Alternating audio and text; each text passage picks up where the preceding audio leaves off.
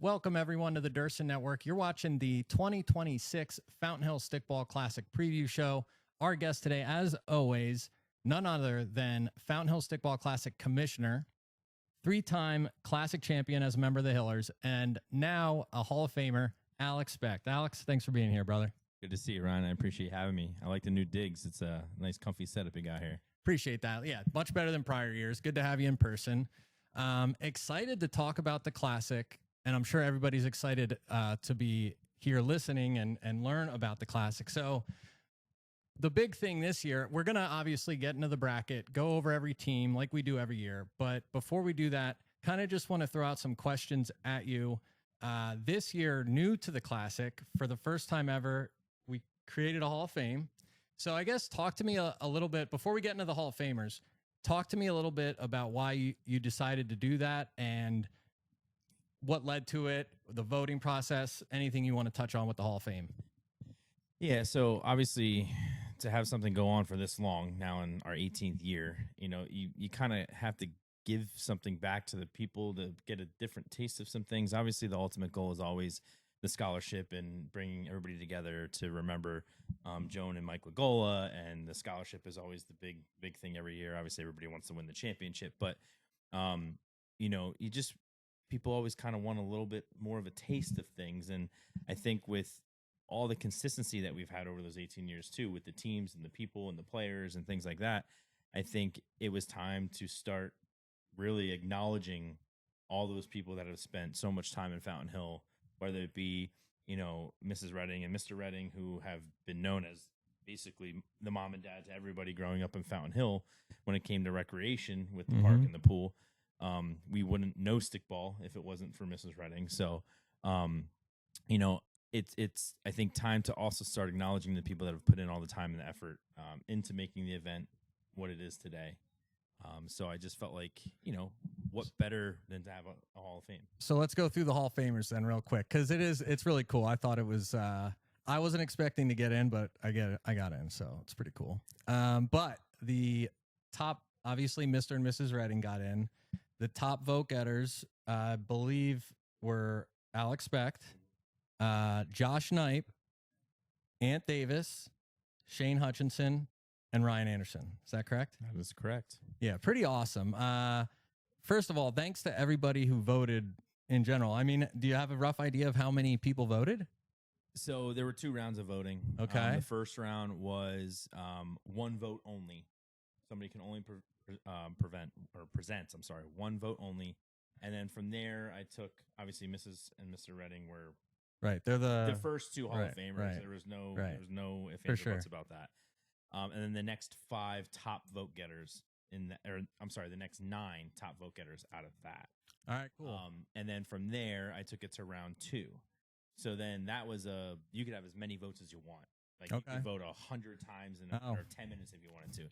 So the crazy part about it is we had over 1,800 votes. Okay. Right. So people would select their first, second, and third tier person. Okay. And then based off those tiers, you were given a certain amount of points. So a first place vote would be 50 points.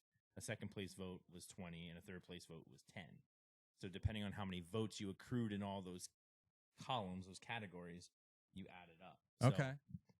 So the top 5 vote getters get in. It doesn't mean that the ones that didn't get in can't get in the future. All right, so they have to be voted in. Right. So let's talk about the Hall of Famers then. First, I'll talk about Josh Knipe. Josh is as good of a stickball player as I've ever seen, as the best first baseman defensively I've ever played with or against. And he's that guy that you absolutely don't want to face, and you absolutely want him on your team. So that's kind of, and Josh is just a great guy, always participant. And whether it be back in the day with Labuda's New Hope or more recently with some new squads, Josh Knipe, thank you for being such a great stickball player and always coming out. FHSL MVP as well back in the day. FHSL MVP. Throwing it back there. That is correct. I mean, he probably batted 700 that year. The guy, I mean, just shots to right center all day long. Awesome stickball player. Ant Davis, member, captain, if you will, leader of 3-time Classic champion MFS. 5-time. Oh my gosh. Jeez Louise. I need to get my stats right. How'd that happen? My goodness. I had to correct you because Yeah, I would no, be getting thank you. text messages Yeah. off of this from Oh, Matt yeah. Unanks and all those I would have guys. So I would wanna heard make about sure that. we got that right. Would have heard that too. So thank you. Correct me at any point here. Yeah, Ant's the man. You know, he came in and really we talked about the MFS prior years with how much they've kind of acclimated themselves to the stickball community, if you will. And Ant specifically, kind of like I said, that leader was like the wrestling heel of stickball for many years at the tournament, and now he's made a bit of a babyface turn. So gotta love Ant Davis and MFS. Thank you guys. I'll talk about Alex. Alex, again, I said it at the top, 3-time classic champion, leader of the Hillers, just an all-around great defensive, offensive player. Couldn't have won any of those championships without him. And not to mention all of the off-field contributions that you've made to the classic over the past 18 years. So thank you, Alex, and congratulations on your inauguration of the Hall of Fame. Who am I forgetting? Shane. I mean, Shane's the man, always there to set up the fence. He's got a new team name every year, but they're the same guys. Creative as all This heck. year's a good one. This year's a good. So let's get, what's the team name this year? Mott's Hot Dogs. Mott's Hot Dogs. There you R.I.P. go. Tommy Labuda. That's an Yep. ode to him. Yes. The honorary Fountain Hill mayor, if you will. Yep. We lost Tommy last year, so sad thing. But obviously, Shane is going to make sure that he keeps his memory alive. He'll be on the shirt this year. He'll be on the banner this year. So shout out to Tommy Labuda. awesome. Well, so before we move on, because I could talk about the Hall of Fame all day. Well, hold on one second. We're missing somebody. Oh, me, yes. Former commissioner of the FH Stickball League, right? So back in the day, this guy eats, sleeps, breathes stickball, and just really building something bigger than what it is. Obviously, we wouldn't have these great videos and these great commentaries without the Dirt. So we do want to thank you. And I have a little gift here for you. Oh, wow. I didn't see that. Your first recipient of your inductee. Wow. So congratulations. Look at that. I'm going to get emotional. I might have a speech. Can you see that? Hold on. Let me hold it up for the camera there. Look at that. That's pretty cool. Hall of Famer right here, baby. This is awesome. Thank you, Alex. You're welcome. I think it's really cool idea that you did it this year. Let's see if I can get this to stand up here. Probably not. No, we won't do that. Yeah, really, I thought it was very cool idea. I'm glad you did it. I think it'll be interesting as we move forward year to year, because I could think of a few, if you want to call them snubs. I don't think you can, because only so many can get in. But I'm just going to throw out there one name, and I could throw out a few, but I'm going to throw out one. Nick Johnson, if he's not a Hall of Famer in 2027, it'd be like Bill Belichick not going in on the first round. Nick, some of those championships we won, he hit some bombs that were just absolutely clutch for us, and we wouldn't have moved on in the tournaments without Nick. And it's always a hot topic whether he's going to be here for the tournament or not, given he lives in Florida. So we kind of live and die by him in many ways at the tournament. So, but not to. But there's many people who are deserving of the Hall of Fame, which is why you created it, and appreciate that. Yes. So moving on. Again, we're going to get in all the teams in the tournament, but I got some questions for Alex here. So last year, it was the first year where it wasn't the first year we used the softball field, but it was the first year we exclusively used the softball field and Fountain Hill Playground, and not Holy Child parking lot, currently closed with the construction of Fountain Hill Elementary School. Talk to me about how last year's tournament went with all the event in one location, and, do you think we're doing it again this year, correct? Of course. Yeah. Okay, so how'd it go last year? I think it was our best year yet, to be honest. I know we've dabbled with it in the past as like an overflow space for games. Mm-hmm. And we had used it in the past, I think, one other year. But you just never knew kind of what you were going to get. Obviously, the weather can affect it. It's not like a blacktop that'll dry off real quickly.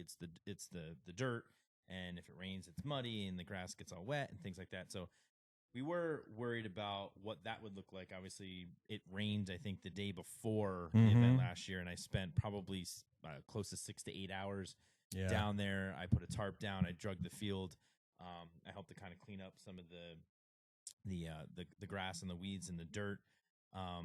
And big shout out to the Fountain Hill Rec Department. They came out and they cleared off a lot of stuff for me and for those that helped make the field playable. But I do think it created a very different dynamic. I feel like everybody was in one place. You could just look behind you or look in front of you, and there's plays being had every which way. I think everybody enjoyed it much more, and I think overall that would be the plan to continue moving forward, even if Holy Child is available. Yeah, I thought it worked well. I've always liked the idea of having that stickball alley, if you will, with the two fences up against each other and home runs being hit left and right. So I thought it worked out really well too. And yeah, looking forward to this year's tournament with everybody in one spot. Talk to me a little bit about the scholarship fund and any updates to that. Yeah, so the scholarship, each year, historically speaking, a recipient was chosen by the committee. Just who do you think is the best option? Names weren't involved. We just sent their responses to their application. We asked questions like, what do you do for your community? What kind of programs are you involved in? What is one situation in your life that you feel really affected you and really helped you grow? What are your plans for your future? Things like that, right? Because Joan and Michael Gola, it was family, friends, community, academics, things that were important to them. So we based those questions off of that. A committee would choose their favorite person or their chosen person based off of their responses. And then that person would receive a $1,000 scholarship based off of $250 each year. 250, 250, 250, 250. We've obviously done very well over the years. Thank you to our sponsors and all the teams that come out here. And we wanted to make sure that, and I had some of these questions about the registration fee going up. In the past, it's been $200. This year, it's $250. Part of that is, and we'll talk a little bit about this later, the need to use a new shirt provider. We don't know what those costs are going to come with, but also we just feel like we wanted to do more for the kids. So this year we are providing a one-time $3,000 scholarship. Okay, very cool. And this was kind of built up by our committee. We actually voted Alyssa Redding as our quote-unquote chief scholarship officer, CSO. Okay. She created a rubric, which we use an aggregate score based off of a weighted total of points, based off the kids' answers. So it helped to almost streamline everything. And we feel like that would be our best bet going forward. And if there's room for us to increase that, then we'll look to increase that. But we felt like going to 3,000 was safe for this year, and then we'll see where we go moving forward. Very, very cool. So before we get into all the teams, Alex, one more question for you.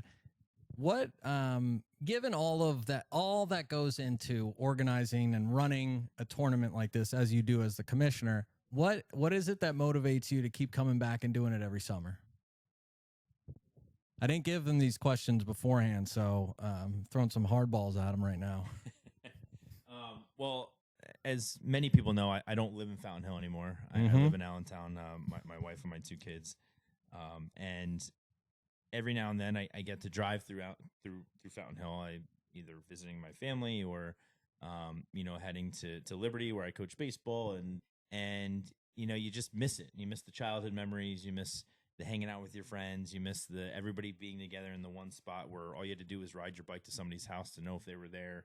Cell phones weren't really a thing, right? You had your plan, you had your routine, and you miss that. And I think it's a good way. We're all scattered everywhere nowadays, and it's a good way to get everybody together. Obviously, you remember Mike and Joan Gogola and everything that they did for the community, and those park days and those pool days, they were the best. Yeah, they the were. Best childhood growing up. 100%. We would all go back and do it again if we had that opportunity. Yep. So inviting others to join in on that and to really understand, what it means to be a Hiller and what it means to have stickball be a part of your life. And don't get me wrong, the tournament gets fiery.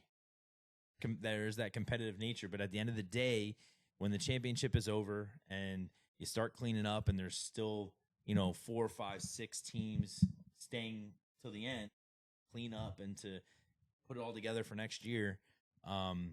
People volunteer, people reach out to me, anything that I need.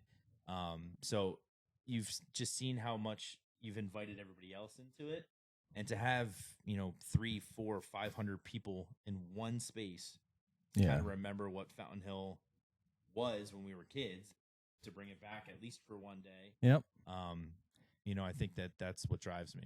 Great answer.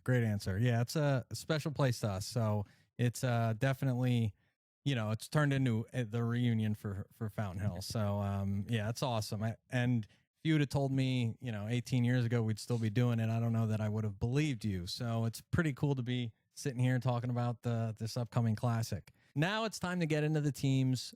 And I'm just going to run down these teams, talk through every one of them. They all signed up. They're all in it to win it, if you will, some more so than others. But some of these teams I'm familiar with. A lot of these teams we see every year. Some you more know about. So we'll kind of bounce off each other here. Let's talk about NWSB, Northwestern Baseball. Team manager is Bobby Kronberger. That's correct. Talk to me about them. Yeah, so they're a younger team. They were very young when they started playing. This is, I think, maybe their 5th Is this year. Eli Zimmerman? Yes. Oh, yeah. wow. Shout What a out Eli beast. Zimmerman. What a beast. What a beast. Heck of a football player. I believe he's at Bloomsburg now. Yeah. He's tearing it awesome. up. Yeah. But they were a high school team, younger team coming into it a couple years ago when they started, and they were in the final last year, losing to Charlie Browners, and I think they're really looking for that title. I think they're hungry for the title. They would be a team that I think could make another run at it. They're obviously kind of in their prime, if you will, like that. So wait, did they lose in the finals last year? They did lose in the finals. Okay. Yes. Okay. So yeah, this is a team that they should, with that athleticism, they should probably get a 1 or 2. They're like out of the newbie stage. Right. And last year they kind of showed everybody like we have what it takes to get there. And the past 2 years I think they've done really, really well. Mm-hmm. And I think now they're kind of at that peak stage of like we're ready to win it. So if they don't do it this year, this is a little jab at them a little bit. If they don't do it this year, I don't know if they're ever going to. They certainly got the talent. We'll find out. Correct. But that center fielder's he's a heck of an athlete. And they got a bunch of them, so they're loaded. We talked about Shane's team. Again, the name is Mott's Hot Dogs. Mott's Hot Dogs. Yes. All right, so we know Shane's got the regular crew with him. Yeah, and a surprising semifinalist last year. True, I forgot. Yeah, so they secured one of those 4, essentially top 4 corner seeds. So they won't have to play NWSB until the semifinals. So that's a good. So some better seeding for them. So yeah, and that was a surprising run they made last year. I know I was not expecting it. I think we were all rooting for it, but I don't know that we were expecting Well, they it. knocked out MFS. Which is big. Yeah. Champion MFS. So and let's bit talk of a shock in the quarters. Yeah, and speaking of MFS, full team this year is my understanding. Ant Davis is back and in great shape, I'm hearing. This team's amazing, right? Like they're like, if I had to tell somebody, to introduce somebody to Stickball, I'd say watch MFS because they're fun to watch. Yeah, I mean, they have talent all over the field as well. Obviously winning it 5 times. And, last year was the first year that you kind of saw the tiring out near the end. Like, for sure. They're starting to kind of hit that back end. Starting to get old, guys. That's what he's saying. The good thing is the competitive nature was still there. Like, you could tell that they were not happy going out in the quarters. Like, they're going to come back hungry for more. They will be actually in a different shirt color this year. There's another team that had asked for the shirt for the Texas Orange. Oh, okay. Way ahead of time. A newbie team, actually, a younger team. And Matt Unix was more than happy to accept a new color, so they'll be military green this year. Okay. Shout out to Matty U, always being just great umpire. I mean, just always stepping up to the plate. Everything Stickball. So shout out to MFS. Sack Flies, Ryan Pacala. Yep, that's correct. Tell me about them. So they were a little bit of a Cinderella story last year. They're in it every year. It's a good group of guys, competitive but fun in nature. And they had a Cinderella run. I think they lost in the quarters last year, so they don't necessarily have a super early game this year. They get to sleep in a little bit.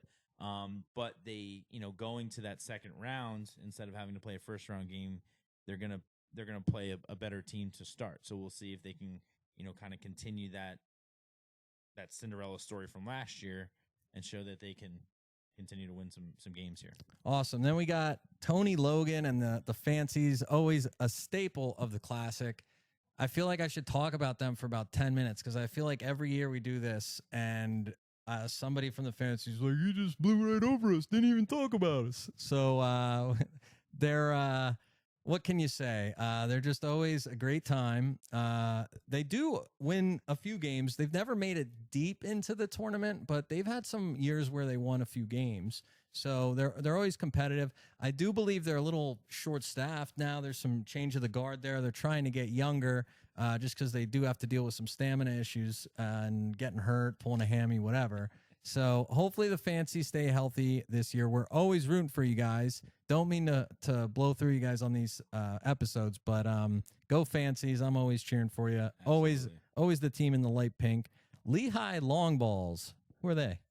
Yeah, so this was a team that reached out last year to try and get in later in the process, and unfortunately we couldn't include them. But the captain or the person I was in contact with is a Liberty High School teacher. Okay. His son plays for Lehigh Little League in one of the lower. I don't know specifically what age, but it's going to be a good young group of Lehigh Little Leaguers. Some of their parents, I would assume. Obviously, moms are always welcome to play, but I think it's going to be mostly Lehigh Little League players. Well, that's kind of cool because we got that's the second Little League-ish travel team type of deal we got going, and right? they're actually going to play them first round. All right, Forge, and so we're talking about the Forge there, which is CJ Hasty and his family and their travel team. Correct. So that's cool, and that'll be a lot of fun we'll get to see these teams now where they used to start where they were in high school. Now they're starting even younger. So, maybe when we're doing this in 10 years, we got, the Forge versus the Lehigh Long Balls in the championship round. That would be cool. Hopefully that would be maybe 5-10 years from now. Yeah. How about it? La Familia, team led by Darius Seaman, young Fountain Hill crew, bunch of great athletes. And from what I hear, some of this squad has been training, getting in shape, really trying to make a concerted effort to make a run this year. I think we talk about them every year, and it's like, are they a true threat, right? And I think they are. I think they are because we saw last year with Hutchie's team. I think anybody with enough talent can make a run if you have a great day out there. Obviously, some teams are better than others, but I would really like to see La Familia make a run this year. Another surprising semifinalist last year. Right. They knocked us out. So a little bit. Well, maybe that's why they old and young change the guard. See, I forget these things year to year, so that's probably why they give me a hard time because they made a run to the semifinals. All right, well there you go. They're obviously a threat. Sorry, guys. They're always a threat. Anybody can be a threat. I'm going to hear about that. In this tournament. We know about the Hillers. No Nick Johnson this year. Oh, nope. And no Jake Meese. No Nick Johnson. No Jake Meese. We're getting older. Some would say past our prime. I would agree. But we're going to go out there and have a heck of a time and do our very best. Twisted Team, which is Luke Amirbeg. Who else was on with Luke? That's kind of the split of the younger generation, right? Yeah, so that was the Familia. Yep. Are they in the same? Split, if you are they will. In the same bracket? They are not in the same bracket. Okay, They're across from each other. All right. That would be a fun matchup for sure. Maybe each of you guys should win all the games beforehand so you face each other in the final. Wouldn't that be cool? That would be cool. Pick Nasty and the Trashy Rats. Did I say that right? Yeah, Pick. I think it's Pick Nick and the Trash Rats, right? I'm sorry. I'm reading wrong here. That's okay. It's Quick Nick and the Funky Bunch. Quick Nick and the Funky Bunch. There we go. It's the Hilairs. Yep. they come out every year. Shout out to them. Moe's Pizza, Mrs. Hilaire. She always brings a pizza that I feel like she can't make enough of it. Everybody loves it. Oh yeah. So she supports us every year, and Kagan Hilaire with Blackbird Farms in the past have always been a sponsoring support. But they come out every year, and I don't think that they would be doing anything else on that. They're a Hiller mentality as well, so they come out and they participate and they have fun and they hang out for a majority of the day. So shout out to them. Awesome. Bad News Bears. Evan Michaels, the captain there. Yeah, so that's another one. They're out every year. The Michaels actually, my home where I grew up, they're right up the street from me. I believe the parents still live there. If not, I don't know. But Evan comes from out of town now, so another Hiller that lives out of town that brings everybody back in. Shout out to them coming out every year. Their sponsor, Modern Image Construction. I feel like that's been 8, 9, 10 years running now with them. So appreciate them, of course, every year. And we got the Charlie Browners. Obviously, this team is. I'm sorry, am I mixing up the? Did they win? They won, right? Charlie Browners won, yeah. I was concerned that I was mixing them up with BF Brown, so I didn't want to do that. So you would definitely hear it there, right? Exactly. So we got Shane Edwards. This guy is the most entertaining man in stickball. Big Sheds. Always talking smack. There was a game last year early in the day at the softball field where I had to go get involved and say, "Hey, Big Sheds, let's simmer down there, fella." So always a great time though. Competitive as all heck, which is what we like to see. And let's see if they can add their team to the ranks of the Salisbury Falcons, the FH Hillers, the MFS as 3-time champions. So they definitely have something to prove. Now they're working their way up the ladder. They're not quite where other teams are, but they're right on their heels. So I'm rooting for the Charlie Browners for sure.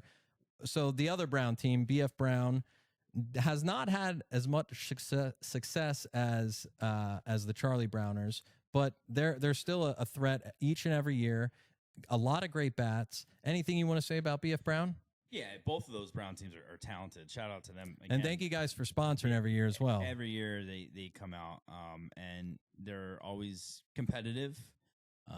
They're for the most part respectful, like you said last year with Big Sheds. And sometimes it's not a disrespect thing. It's more of that competitive nature. Sometimes you just got to remind them where they're at. We have to bring them down a notch. But I know BF Brown, Captain Brian Brown, reached out to me. He asked me a couple of logistical questions on ground rules. With some of the fields. Because he was worried about some stuff last year. So I do want to say I will be typing something up for all of the captains. I'll send that out.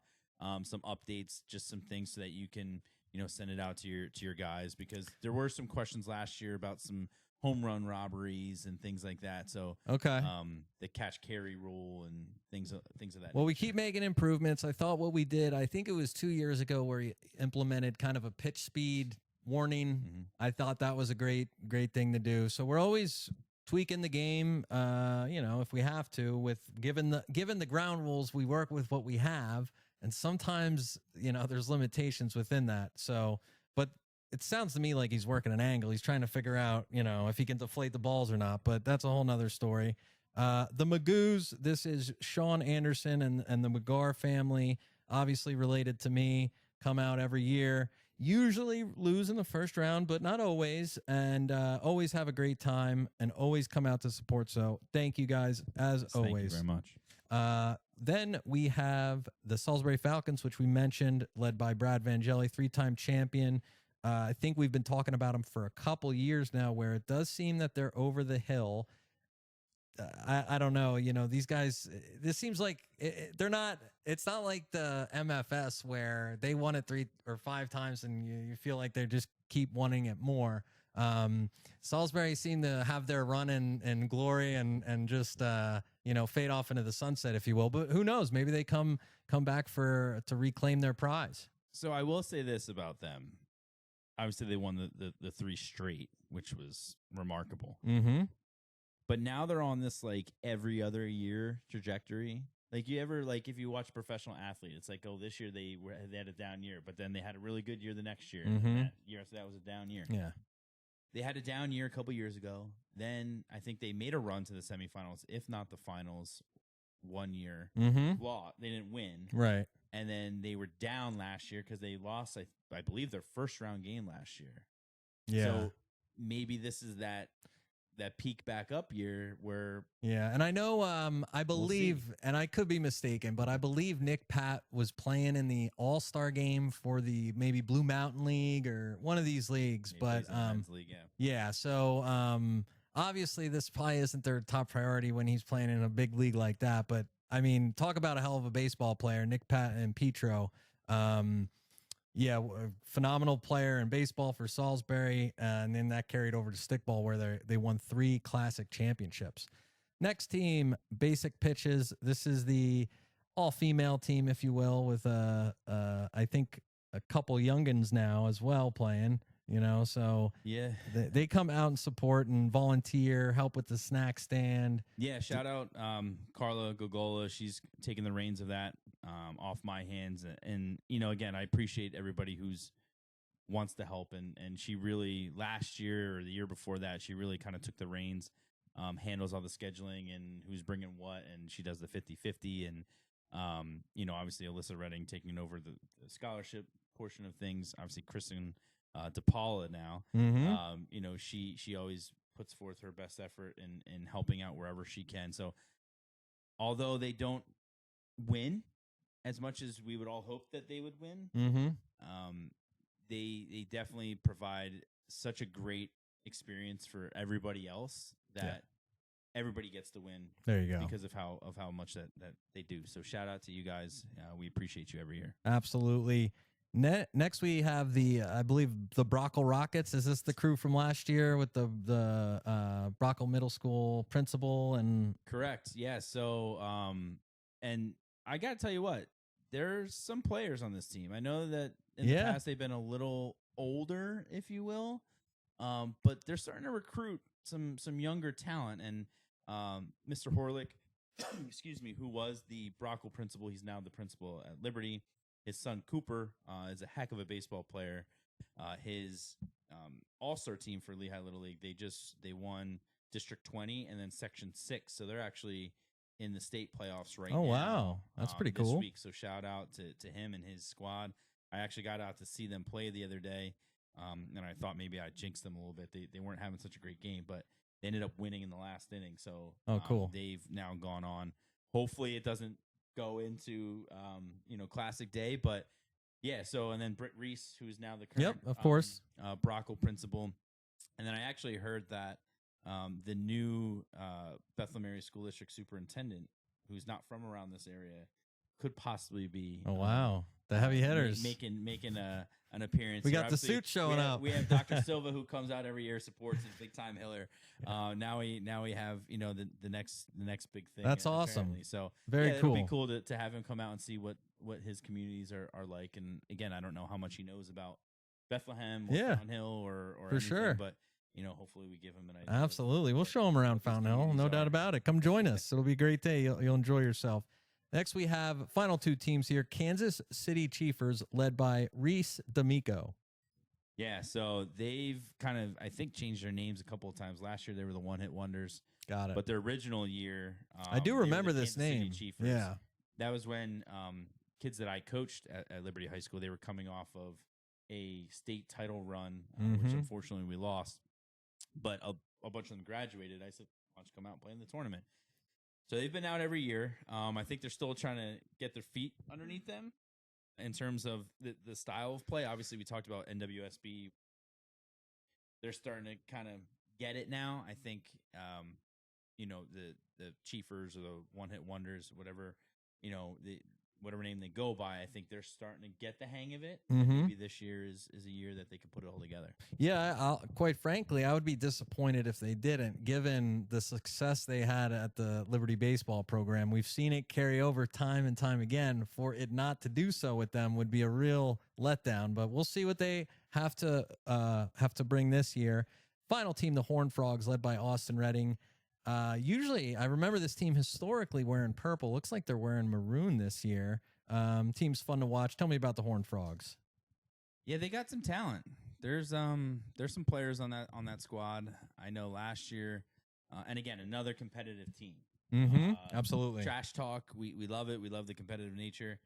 I know Doug Ernie maybe made the play of the tournament last year, going backwards. Oh, yes. One hand grab. Yes. Into home run alley where everybody was sitting, which was like, yeah, the whole place stopped. He's a heck of a player. Both games stopped, and everybody just like it. It was one of those moments that you felt was in slow motion. What's his name again? Doug Ernie. Doug Ernie. That guy's a player. He made probably the play of the year last year, and again, they have the talent. It's there. Yeah. It's just really about keeping their heads on, keeping their minds straight, and putting forth, putting it all together really to win ball games. So it feels like we've talked about every team now. It feels like we're missing one. Oh, we're missing one. Hold on. Who are we missing? We're missing the Gooseman. Oh, my bad. The Gooseman, of course. The Gooseman. Another year in and year out. Tony Silva and his squad. He's got some old Liberty baseball guys on that team as well. So they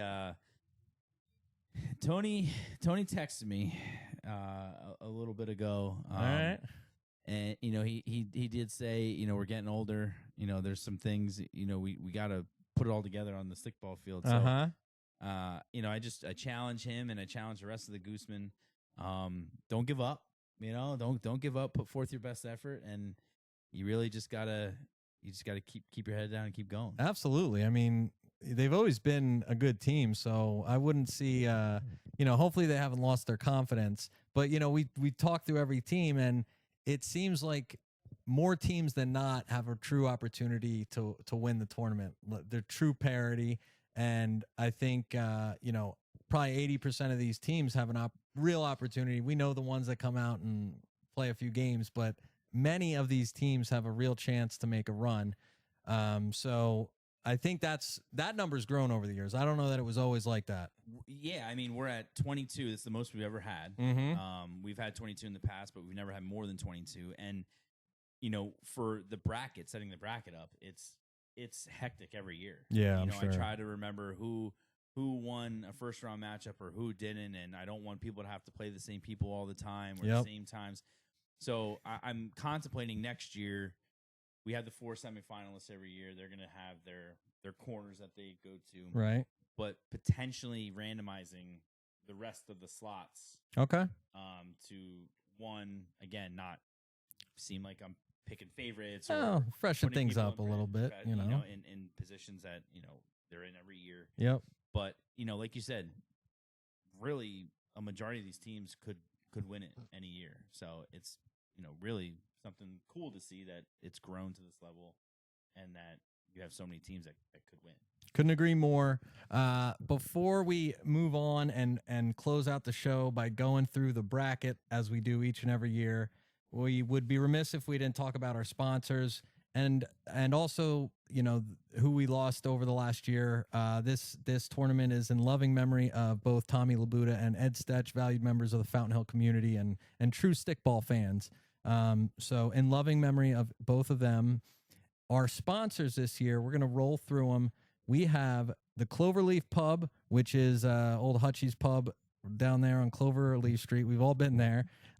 Then we have Shabam Associates, Iron City Construction, Ovada Tree Services, Corby Realty. Who's Corby Realty? So that's actually my realtor. Oh, there you go. He lives right down the street from me. He in the past has worked for a company, and this year was his first time being out on his own. All right, well, there you go. Somebody to help out. Somebody who needs a house, call Corby Realty and tell them the Fountain Hill Stickball Classic saying it would make our day. Trust me. Shout out. Moe's Pizza, obviously, we talk about them every year. Mo makes a bunch of pizzas for us, so always appreciate it. Kyle Havitt, I'm sorry, how do you say Kyle Havity and Associates? Kyle Levati and Associates. Kyle Levati and Associates. He plays on the Gooseman. Plays on the Gooseman. He helps run the Hanover Township Memorial Golf Tournament every year. So cool. We put a sponsor back and forth. We have a hole during that tournament that we sponsor. So our sign's always there each year, which is awesome. But he decided that he wanted to add an additional sponsor this year. So Love it. We have the golf tournament sponsor and also Kyle Levati and Associates. Cool. Thank you, Kyle. Party Tents by Marty. Those are the white tents you see out in center field, keeping you cool in the sun or out of the sun. That is Party Tents by Marty. Thank you, Marty.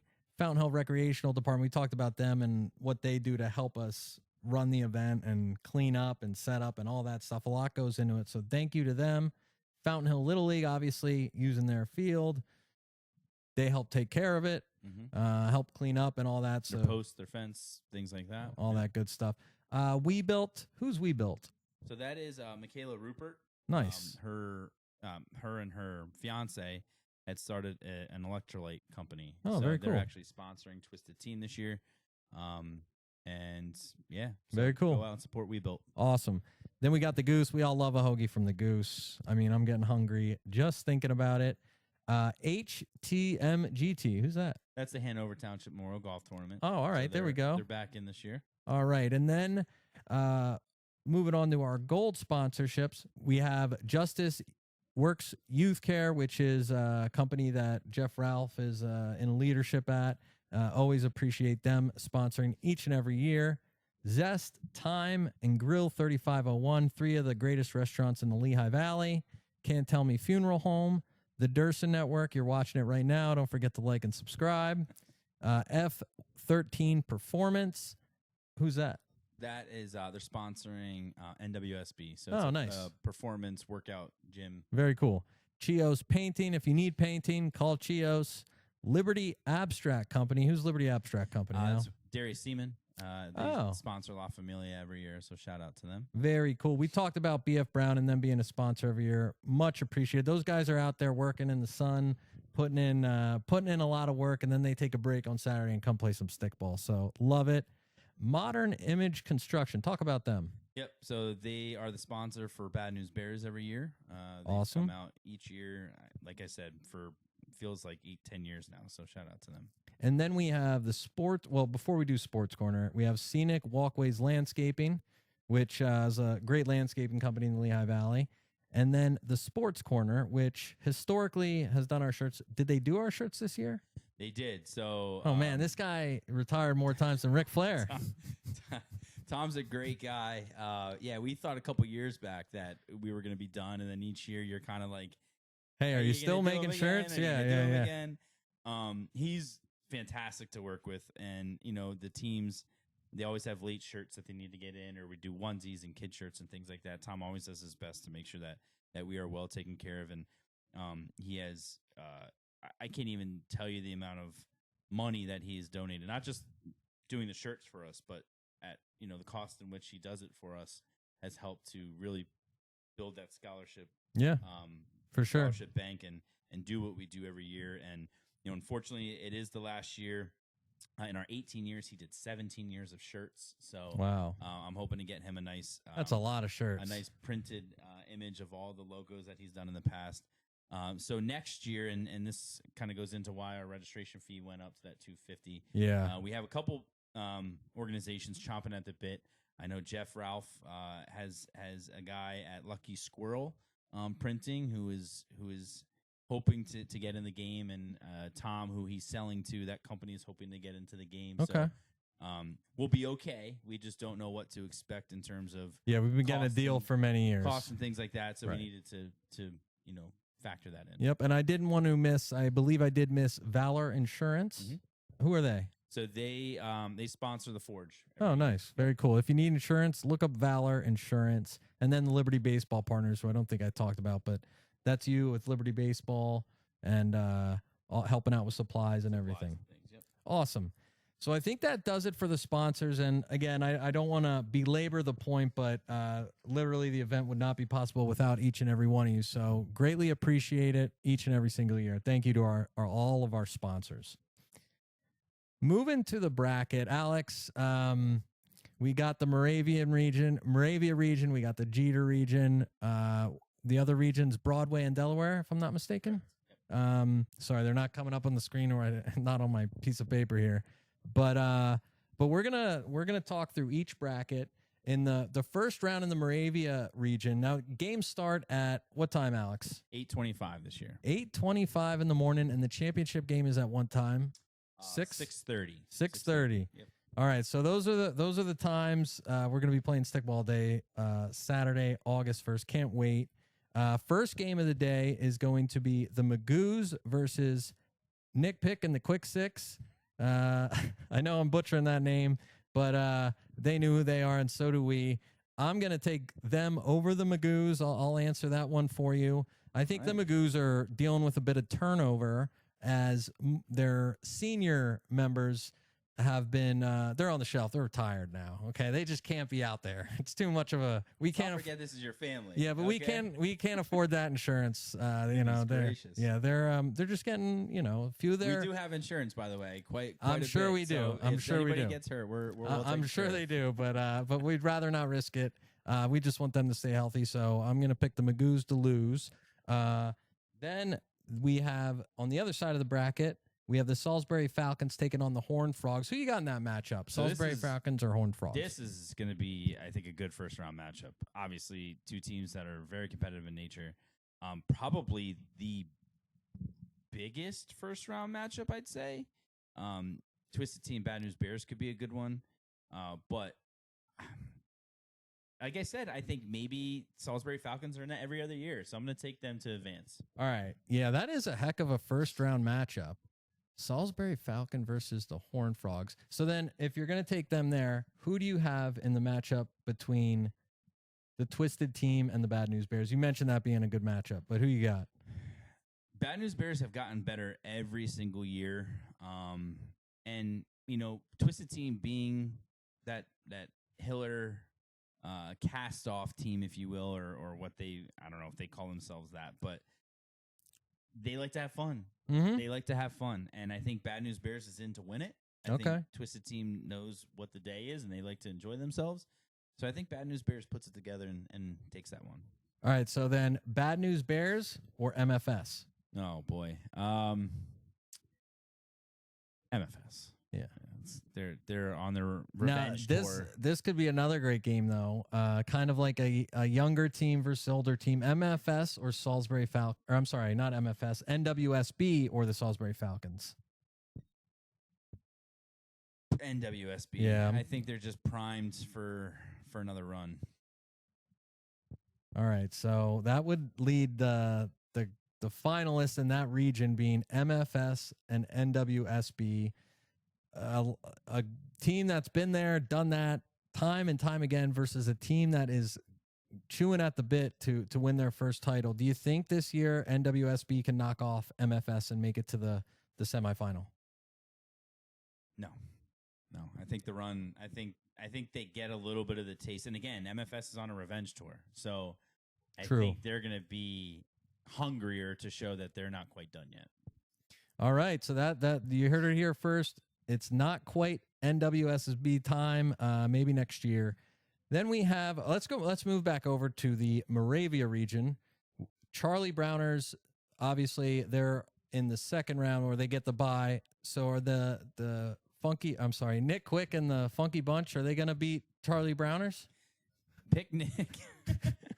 I know. I'm sorry, guys. God, that name's tough for me to remember for some reason. Picnic and the Trash Rats. They change it up every year. In your defense, they do kind of get silly with it. But that's just who they are. Let's just have them lose so I don't got to say their name anymore. They're not going to take down the defending champions. All right. No. Charlie Browners winning that matchup.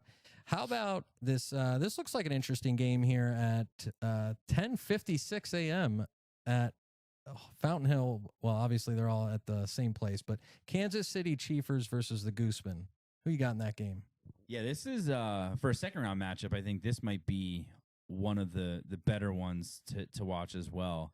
I think the Chiefers pull it out this year. I know I gave Tony this whole big thing about like don't give up, man. You guys have the talent. You just got to put it all together. But I think the Chiefers. I think they advance here. All right. So then, Chiefers or Charlie Browners? Charlie Browners. I think really? they're. I think they're in like their legit championship prime. All right. Okay. unfortunately. So now, do you think these teams like the Kansas City Chiefers and WSB, you think they're just a year away, maybe 2 years away? Or Yeah, I think okay. they're still trying to put it all together. Like Charlie Browners have been in it a little bit longer than them. Mm-hmm. So they've gotten that like entry level to stickball kind Sure. of out of their system, and now they know the ins and outs and the strategy behind everything. And you know, we've seen now being 2-time champions and not back to back. They've won it. You know, they've won, and then there was a year that they didn't, and then they won. So they are a force to be reckoned with every year now. It appears so. Good for them. Fun matchup early in the AM between the two Little League teams, Forge and Lehigh Long Balls. I know it's tough to pick against because either way you're picking a kid to lose here, it feels like. But who you got? So I'll make this pretty easy. So Lehigh Long Balls is going to be the first year in the tournament. Forge has played a few years now. I think the experience Totally fair. is enough. Good call. Good call. I couldn't agree with you more. Now, Forge would move on to face La Familia, which would be likely a much tougher matchup. Do you think Forge has a chance to beat La Familia? Depends how La Familia wakes up that morning. Okay. If everybody knows what I mean. So Yep, I do. anything is possible, but I think Familia got a taste of success last year, and I think they're gonna want to continue that. All right. How about the basic pitches? They play. Who do they play in the first round? Bethlehem Steel. Bethlehem this is another Steel. new one. Okay. Steel spelled Steal though. Oh, I like that. I like that. This is Hadley Redding. Okay. It's her softball squad, I believe. Oh, all right. This is something. Yeah. Parents. I don't know exactly who's all involved in that, but Okay. she wanted to get her own team. This is the Texas Orange team. Nice. So she, so this is first year for her and her squad facing the basic pitches. Obviously, again, we always root for basic pitches to advance. This is another one where you don't want to like pick against either of them, but you know, it might be basic pitches year to get a W. Yeah, I didn't see that coming, Alex. I already circled the other team, but you're gonna throw a curveball at me. So either way though, we all know what's gonna happen in round 2 for them because they play the 3-time champion Hillers. And even though we're a man down, we still got, or 2 men down, we still got some talent, and I think we can pull that one off. That would lead us to face off against La Familia, and this would be a fun matchup, obviously, for obvious reasons. All growing up in the same town, same neighborhood, just a couple years younger than us, always talking smack, but no rings on their fingers. Do you think they knock us off this year? No, we're coming for them. Oh, We're coming for them. wow. After losing them last year, there's no doubt in my mind that this matchup is going to be one where our squad is hungry. All And right. I think that we know now, and people are saying that we're over the hill, and no pun intended, and that we're probably We are pretty old, dude. we're regressing. Yeah, we're getting here a old. bit, but I think that we have one more run in. All right. You heard it here first. Moving on to the other side of the bracket, the FH Fancies are taking on the Brockle Rockets. This will be a fun game at early in the morning, or 9:15 a.m. game. Do you think Brockle knocks off the Fancies? I think that if they can get those the young player and have everybody there, have their whole squad there, Yeah. I think there's potential. But you know, the Fancies again have been in it year in and year out. They know what they need to do to win. And again, that early time can sometimes be troubling for some, especially with Music Fest starting and things like that. Oh yeah. But I think the Fancies pull this one out. Yeah. All right. So Fancy's pulling it out. See, you keep throwing me curveballs. I thought you were going Rockets there. Do you think Fancies can knock off? Now, this would be an upset given their run that they made last year. And their team name last year was Team Live. This year, it is Mott's Hot Dogs. Do you think? I think we're going to go with Shane and Mott's Hot Dogs there, right? I agree. All right. I agree. Moving on. We're not glancing over the Fancies, though. Well, yeah, we're not. We appreciate you yes, guys. We're not. You know what? Year in and year out. This is actually going to be a really close game, I think. Yeah, it might come down to the. Yeah, might with come all down the to last talent, inning. with all the talent on that Fancy squad, I don't know that the Mott's Hot Dogs will be able to pull it off, but I'm going to pick them anyways. But yeah, Fancies, what a talented squad. Then we have Sack Flies versus BF Brown. I'm probably going to go BF Brown there. Yeah, I think the Sack Flies Cinderella run kind of. I think that first game is important for some teams, like to get your bearings again, especially after not playing for a whole year. Right. And who knows? Some of these teams, I know that they practice on a regular basis. So, shout out to them. I don't think that the Sack Flies are. I could be wrong. Sorry if I am.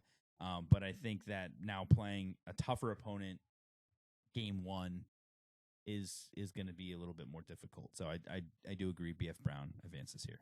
That would put them against Mott's Hot Dogs. BF Brown or Mott's Hot Dogs? Who you got? I love Sheen. They made a heck of a run last year, and they are a Hiller squad. But I think BF Brown advances this All year. right, so that gives us a final four of the Charlie Browners, BF Brown, MFS, and the Hillers. 3 out of these 4 teams have multiple championships. BF Brown is the only team without a championship, Correct. right? They do not have one, yeah. All right, so that would be a newcomer to the Final Four. Do you think they knock off MFS and make it to the final? I hope they do. Hope they do. I hope they do. Hope they do. Not, Think they not don't. anything against MFS, because How many- I think a Charlie Browners BF Brown final would be electric. The two As a the final, two, you're the saying. two family teams. Oh, going I see against what you're each saying. other. Now that would be electric. So it would be electric. I don't think they. How can many do it. runs is MFS a favorite? Let me ask you that way. How many runs are you giving them? against BF Brown? Yes, against At BF that Brown. time, what time is that? 4 o'clock. 4 o'clock. That Yep. 4 o'clock game's a little bit later in the day. I think it would be low scoring. I think the over I agree. under I'd be happy with staying like 9.5 as the over under. Okay. So I think that now And we gonna- don't endorse gambling here, first and Correct, foremost. correct. That's not Yeah. that wasn't and we the do not have any gambling going on. no, at was Fountain not the Stickball point of my Classic. question, but I am curious, back to the question, how much better are they kind of off the jump? Is it like 3 runs? I'd say minimum 3. Okay. I'd say minimum 3. And speaking of which, now all the semifinal games are going to be played on the Fountain Hill Park, which is the basketball courts. Correct. Historically, and again, jump in at any point, correct me if I'm wrong, a lot of times these games later in the day at the park tend to start off and be low-scoring, more defensive-minded games, correct? Yeah, and I think a lot of that has to do with their full 7-inning games. Sure. Right? So you're not on a time limit. You're not on a 5-inning Mhm. game. You have 7. So I feel like a lot of teams, they don't necessarily feel like they have to like score right Right. away. And I think that they're trying to almost play the defensive aspect of the game more. Mm-hmm. The pitchers are a little bit funkier, right? They're putting some spin on the ball, some speed on the ball, which they have to be addressed. So again, you usually find that it's those more experienced teams that have been doing it for much longer. Yeah. So it is a very different vibe. But yes, those games are more Yeah. lower scoring. To than me, it normal. boils down to simple 2 things. Stamina, it's a long day in the heat, but more so the defensive players in these last 2 games or these final 4, right? They're the best of the best. So you get to see, and that to me is the most fun part about the Classic is seeing the defense, especially in this final 4, because not to mention the outfielders that, I mean, some of the plays that have been made in the outfield at the Classic are, I want to going way back. Richie Tagline has some historical moments in the Classic. Hall of Famer Ant Davis made one in right field. in Ant the sand. Davis, I think that stickball players kind of make their name in the outfield in a lot of ways. Those are the exciting players. On the infield, it's not as glamorous, but that shortstop and third baseman are so essential to success. It's like the hot half. It's not the hot corner. It's the hot half over Yes. there. Like those balls are rockets. Yes. So you play a little bit differently, but it's very important positions for sure. For sure. So again, you have MFS favored by 3 or whatever. Moving on to the final. On the other side of the bracket, it's going to be the Hillers, according to us, the Hillers taking on the Charlie Browners. What are you thinking here? I mean, I'm a little skeptical given How and about I do this to you? What are you thinking here? I'm a little skeptical, and I'll tell you why. Obviously, the Charlie Browners have more recent success than the Hillers do. Younger, Okay. younger, Younger. more in their prime, if you will. More in their prime. And, it's, I don't want to make excuses for us, so I almost don't want to say it, but I'm going to say it anyways. our heads are kind of all over the place all day, thinking about everything else. A lot of times, worrying about everything under the sun, not necessarily the game. And then we gotta kind of compartmentalize and try to play stickball for 45 minutes or an hour. So I think that doesn't always help us. We've done it before. We do it every year, and we've had success doing it. But I just don't know that without Nick, without Jake, and Jake's been a bat for us for years. I think an underrated bat. I don't think we can beat the Charlie Browners. I don't want to say we can't beat them. I don't think we will beat them. Yeah, I think we've seen over the years that you say stamina is a big part, and it truly is. I mean, with officiating, with chasing our, a lot of us have kids now, and we're all married. And we don't want to make excuses. No excuses, but it is a long day, and shout out to our wives who take care of the kids that day, so we could do our best to try and focus on the game. Yep. I think that stamina thing, we don't have the legs anymore, and I think as you get longer and longer in the day, and that's what 5 o'clock time slot or whatever that is there, 5:30. It's late. And it's a long day. And again, we're not young anymore. No, we think that we are. We think that we can handle it, and I think that we have the competitive nature and the talent to do it. I think Charlie Browners are just in the prime spot. And listen, you can say we're not young. I remember being young and still being exhausted in the championship. Oh, yeah. 2013, we won the championship. I believe we were in Burnt Orange. And that was one of my favorite tournaments just because at the time I was pitching for the Hillers and we won the championship. And it was just a beautiful day. But I remember we were 23, right? And I was absolutely kaput that night and to the following day. And so I think even the young guys get tired. But but that will pit the MFS multi-time champ against the Charlie Browners multi-time champ. Obviously, MFS more so than the Charlie Browners.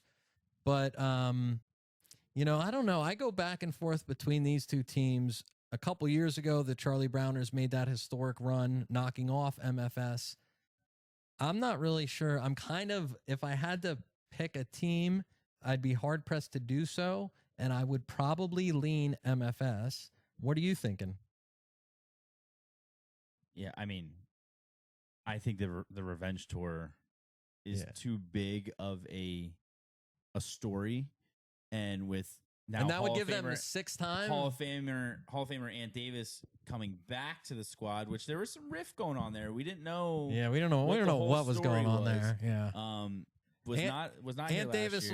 Ant Davis. This is a request. I want you to be the next guy on the couch here. Let's talk about all that beef that went on a couple years ago. What happened? But anyways, I think that there's too much of a competitive Revenge Tour nature in them that they're going to win this. I think that they come back and win it. All right. And I know that I say that a lot, and people always come at me, oh, you always say MFS. I mean, let's be honest, they're 5-time champs. Yeah. You can't argue that. And, yeah, they got knocked out in the quarters last year, but we've seen teams in the past get knocked out early and then come back and make a run at it. So why can't it be them with a full squad? Yeah, I'll tell you what. If that ends up being the game, you wouldn't want to miss it. 6:30 at the Fountain Hill Playground. And that's going to do it for this year's Fountain Hill Stickball Classic preview show. Alex, did we miss anything? Is there anything you want to touch on that we didn't talk about? No, just a couple things. The shirts will be ready hopefully by Tuesday. I know some of the captains have been sending money through the Venmo or cash. Checks can be written out to Fountain Hill Stickball Classic. Obviously, you could pick up day of and pay day of. That's totally fine. We run off of a trust system here. But shout out. Actually, I do want to shout out Sarah Lindemuth and her family. I think she's Sarah Lindemuth Morbido now. But okay, the last couple of years, they've been bringing us breakfast in the morning to help us set up. Yes, I've been eating those donuts, so thank you. She reached out to me today and is interested in oh, that's nice, bringing breakfast again. So shout out to the Lindemuth family. That's a throwback Hiller name. Absolutely. But year 18. Just keep in mind next year we're going to have a different shirt provider. So a lot of the wiggle room that we have these past years with late T-shirts and things like that, I might have to start doing things a little bit earlier next year. We were a week earlier this year, and I think it has kind of helped to keep everything on schedule. So I do like that. But see, with this new provider, it might be earlier next year as well. So just keep that in mind.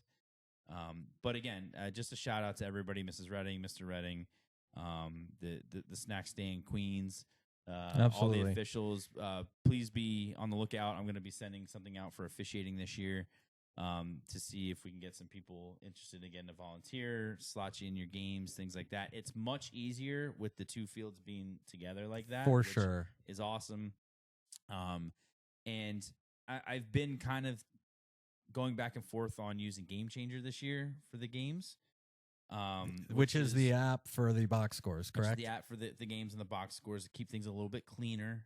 So there may be a message coming from me to captains to just request player names so that I can create the tournament. So I can put. I think that would be a really great idea, especially for the later games in the tournament. Correct, and that might be what it is. Maybe it is just for the semifinals and the finals, because obviously I know how to use it, so a lot of those times I'm officiating in those games. Yep. But I know that there's baseball guys that know how to use it as well. So if there's anybody who's interested in scoring the games using Game Changer, please let me know. Because I'm going to set up the tournament. We might not score all the games, but I'm going to try to have it ready for it, just to keep it cleaner. So awesome. Well, thank you, Alex, as always. And again, thanks to you to everybody for coming out, playing each and every year. Thank you for watching the 2026 Fountain Hill Stickball Preview Show on the Durson Network. Make sure to like and subscribe, and we'll see you Saturday, August 1st in Fountain Hill, PA. Thanks, everybody. Thank you.